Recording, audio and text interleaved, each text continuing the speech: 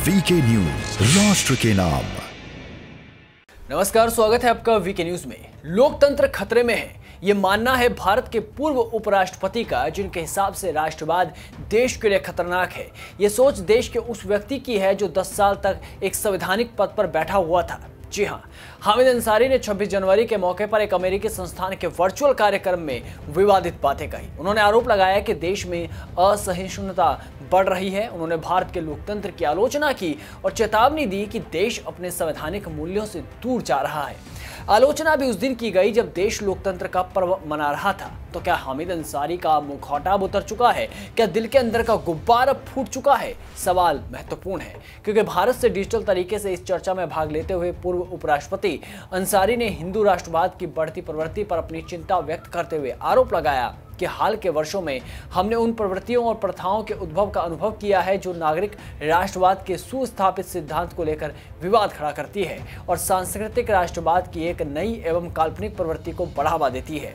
वो नागरिकों को उनके धर्म के आधार पर अलग करना चाहती है, असहिष्णुता को हवा देती है और अशांति और असुरक्षा को बढ़ावा देती है।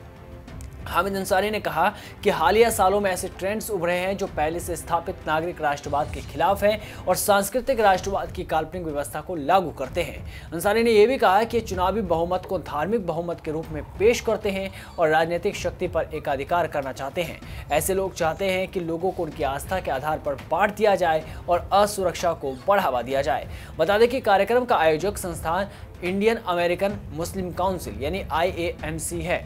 ये संस्था पाक खुफिया एजेंसी ISI और भारत में दंगे कराने की साजिश से जुड़ी हुई बताई जाती है। इसे त्रिपुरा सरकार ने सुप्रीम कोर्ट में दायर हलफनामे में हाल ही में राज्य में हुए दंगों के लिए जिम्मेदार ठहराया। इन 17 संस्थानों में से amnesty international USA, genocide watch, Hindus for human rights, Indian American Muslim council शामिल है। जिस संगठन पर दंगे भड़काने के आरोप लगे हों, उसी के साथ मीटिंग चल रही है और देश के खिलाफ ही जहर उगला जा रहा है। और इस मीटिंग में स्वरा भास्कर जैसी वामपंथन भी मौजूद थी और स्वरा की विचारधारा से तो आप सब वाकिफ ही हैं। ये वजह है कि हामिद अंसारी अब देश के निशाने पर हैं। VHP के प्रवक्ता विनोद बंसल ने कहा कि हामिद अंसारी जैसे लोग संवैधानिक पदों से उतरते ही सीधे नीचे क्यों गिर जाते हैं। #PFI और #IAMC जैसे कट्टरपंथी संगठनों में पहुंचते ही इनके अंदर का जिहादी इस्लाम इन पर क्यों हावी हो जाता है। राष्ट्र और राष्ट्रवाद पर छुप छुप कर वार करने से अच्छा हो ये खुलकर मैदान में आए। वहीं बीजेपी के प्रवक्ता नलिन कोहली ने पूर्व उपराष्ट्रपति हामिद अंसारी पर हमला बोला। उन्होंने कहा कि PM मोदी के नेतृत्व वाली सरकार भारत के सभी लोगों के हित में काम कर रही है, किसी एक खास मजहब या धर्म के लिए नहीं। नरेंद्र मोदी जी की सरकार लगातार निरंतर रूप से इस प्रयास में लगी है कि भारत विकसित देश बने। कोई कार्यक्रम इस सरकार की नहीं है जो देखती है कि कौन हिंदू है, कौन मुसलमान, कौन बौद्ध, ईसाई, पारसी, जू। ये देखती है कि भारतीय नागरिकों के लिए क्या ये अच्छा रहेगा या नहीं, चाहे महिला हो, युवा हो, गरीब हो, किसान हो, हर वर्ग के लिए। और यहां देश में कुछ ऐसे लोग हैं जो हर चीज पर एक भारत की छवि को बिगाड़ने के लिए लग जाएंगे। विदेशी मंच पे बैठ के ऐसे दिखाएंगे जैसे भारत के अंदर में एक बहुत खराब माहौल बन गया है। प्रधानमंत्री जी विदेश जाते हैं देश की छवि सुधारने के लिए, और कुछ लोग का एजेंडा होता है कि विदेश में जाकर भारत की छवि को धूमिल करने के लिए।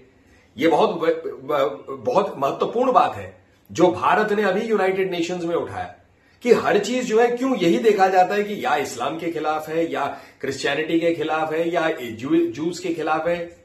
क्या हिंदुओं के खिलाफ चीजें नहीं होती? क्या बौद्ध लोगों के खिलाफ नहीं होती? इस सबको पूर्ण रूप से देखना चाहिए। और जब देश में ऐसा माहौल है नहीं तो इस बात को ऐसे क्यों रखा जा रहा है? अब सोचने वाली बात है कि जिस दिन देश लोकतंत्र का पर्व मना रहा था, जिस दिन लाल चौक से लेकर कन्याकुमारी तक तिरंगा लहराया जा रहा था, उसी दिन इस तरह की बयानबाजियां की गई। ऐसे में सवाल ये कि क्या हामिद अंसारी को जो सम्मान और पद मिला, क्या उन्हें इसका भी ख्याल नहीं रहा? क्या उन्हें देश की गरिमा का भी ख्याल नहीं रहा? इस रिपोर्ट में बस इतना ही। देश और दुनिया की तमाम बड़ी खबरों से जुड़े रहने के लिए बने रहिए वीके न्यूज के साथ। नमस्कार। ये है ड्रीम मीडिया नेटवर्क